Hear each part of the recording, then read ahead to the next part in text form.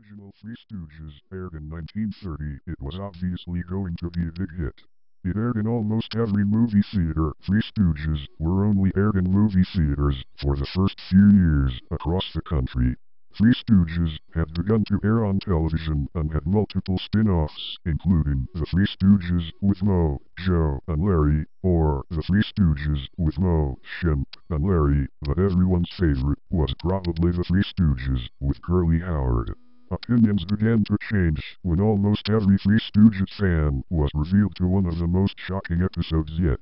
It was 1947, and the episode, Half-Wit's Holiday, was about to come to theaters. This episode marked the end of the Moe, Larry and Curly era, as Curly had suffered a major stroke on set. Surprisingly, the episode only aired in 2 or 3 theaters in the US, and only a few people had attended the screenings for it. On the 4th day of its release, the film aired at a small suburban neighborhood shopping center. The shopping center had a theater with the latest films of the generation. According to police, only 3 or 4 individuals had arrived in the theater to watch a simple screening of what they thought would be Half-Wit's Holiday. It was later revealed that it was much more than that. The episode started off normally, as any normal episode would. The title frame slowly faded into view and remained on screen for a good minute. This is when things began to go awry. The title frame began to shake violently, then disappeared altogether. Viewers were showed a white screen for a good 5 minutes and reported quite a ruckus, possibly a struggle of an individual. An alternate title frame slowly faded into view and was simply labeled The Three Stooges. In a similar font, except without the faces of the main actors and the music playing in the background. The title frame faded out, and the name of the episode was widely printed across the screen. The words read, Deadunderheads, for a split second, then abruptly transferred to Deadunderheads, then simply just to Dead. The screen quickly transferred to the actual episode. A camera faced a room with no furniture, with the exception of some tarp on the ground and a ladder in the background. It apparently looked as if a room was being remodeled. A man, dressed up as Moe, waddles onto the screen reluctantly, wearing a cheap bulkhead wig that looked like as if it was about to fall off. A tag is clearly seen in the back of the wig, whether if it was for entertainment purposes or not. The man had a worried look in his face, his eyes darting around the room nervously, his fingers constantly fidgeting. He appeared to be waiting for someone to come on screen. Small murmurs are heard in the background, and after about 30 seconds, a so-called Curly is apparently pushed on screen. Curly was an overweight man with a black eye and multiple cuts on his cheeks and scalp. His mouth was slanted in a downward position, and he too looked nervous. He told Moe to go check the flooring on the other side of the room in an unprofessional way, quietly with a couple of words slurred. Moe shuffles off camera, and as soon as he leaves the side of the camera, a so-called Larry walks onto the screen. This had to be the worst of the two. It was a female with her hair messily cut and styled to represent the original Larry from the original Stooges. During lunch she would occasionally saw or mispronounce a word or two. Curly tells her that he needs to fix the roof and points to the ladder. By now, tears are clearly visible streaming down Larry's face as she hesitates to walk over to the ladder. She finally seems to build up enough courage to climb up a few steps on the ladder and pretends to work on the roof with a wrench. Curly then bends down and pulls out a toolbox.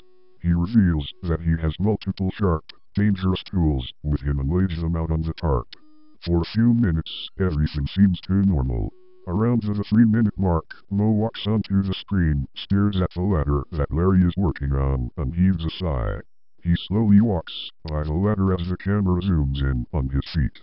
One of his feet gets caught on one of the legs of the ladder, and the ladder is swept from underneath Larry.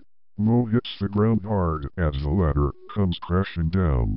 Larry falls down onto the ground on top of the ladder along with a wrench, which hits Moe in the back of the head. Moe appears to spew blood on the ground, but by the next frame the blood is gone and Moe is cleaned up. A look of pain comes onto the face of female Larry. He struggles to stand up, and it appears that he had landed on his wrist. He clenches his wrist tightly as he walks over to Moe, waits for him to stand up, and pokes him in the eyes rather aggressively. Moe cries, "Ooh." and falls to the ground, his hands covering his eyes. He quickly works himself up, gives Larry a death glare, and says a chilling line. "If you want a war, you'll get a war." He smacks Larry upside the head, leaving Larry distorted and in pain. He pushes Curly out of the way, who has finished laying out all his tools. Mo bends down and picks up a screwdriver. He trudges over to Larry, who is still hunched over in pain. He taps on Larry's shoulder. Larry looks up, and Mo drives the screwdriver into Larry's eye. By now, 3 of the 4 audience members have gotten up and left the theater, children crying, women shaking with fear. The only remaining audience member was a male in his 20s, an amateur movie maker studying the art of movies and television shorts so that one day film could be in the theaters. Sure, he was disgusted, but he had no idea that it was real. He continued to take notes about the film's violent nature. The 3 audience members report to the staff, who assume that the wrong movie is playing and also assume that everyone has left the theater, so they leave the film running.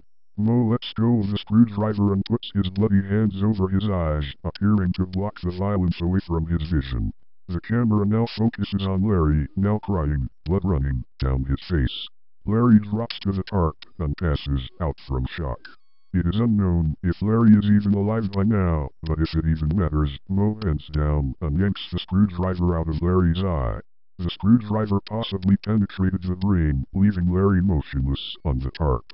Mo faces the camera and mutters, "You heartless, sick bah."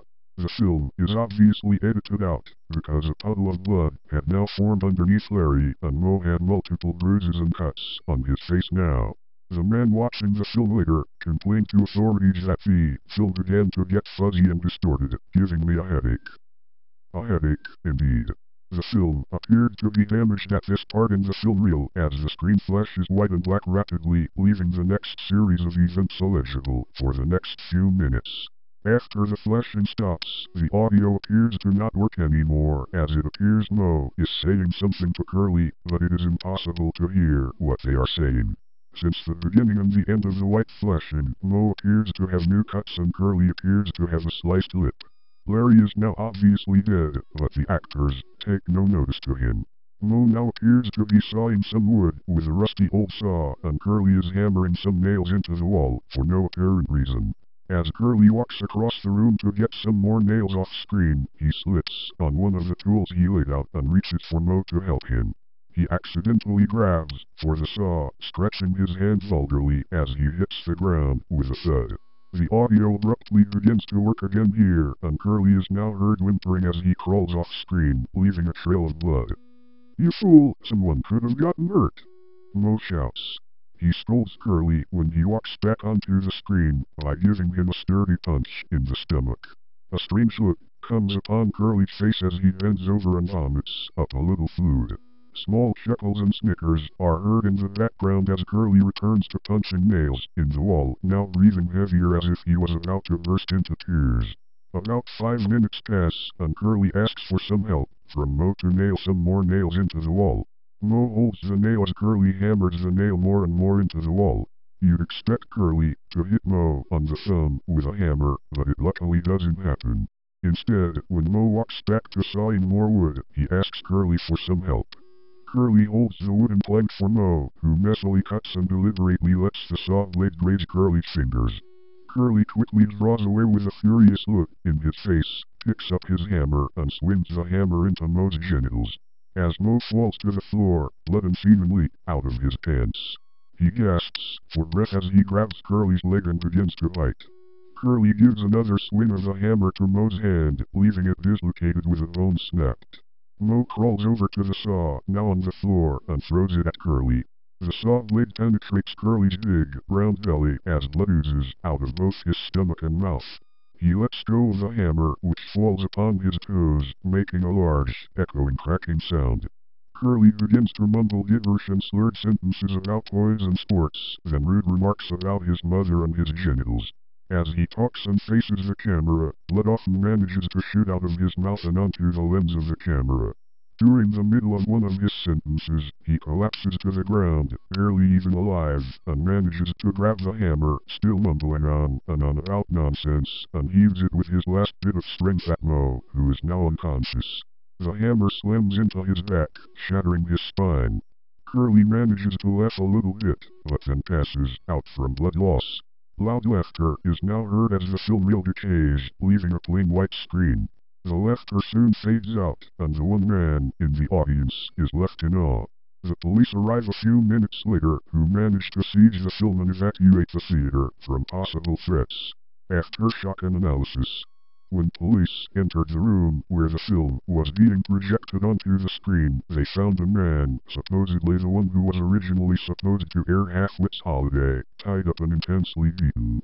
The man remembers little and is worried that the man who tied him up might come back and kill him if he gives any information to the police.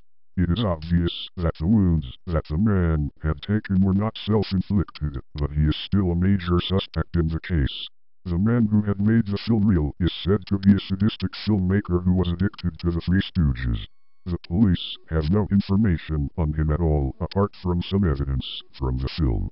Police have three things to work with in the film. For a few seconds, a shadow appears of the man holding something similar to a clipboard. The shadow then goes out of sight. The second piece of evidence is a few mistakes he had with the film, as he had accidentally revealed his tone of voice with a few snickers he had let escape out of his mouth multiple times. His voice is deep and hollow, and it seems to belong to a white man in his 50s. The third piece of evidence is visible when the man appears to signal for something to come to him, letting his hand come onto the camera. His hand had multiple scars, wrinkles and freckles, signaling that he is in his late 50s when the film aired that day.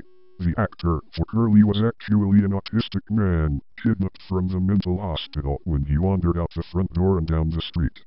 The actor for Mo was a businessman who was addicted to drinking alcohol and doing drugs. He was kidnapped on his way home from work. The actress for Larry was a cheating wife who had 4 husbands. She was kidnapped while walking to her job.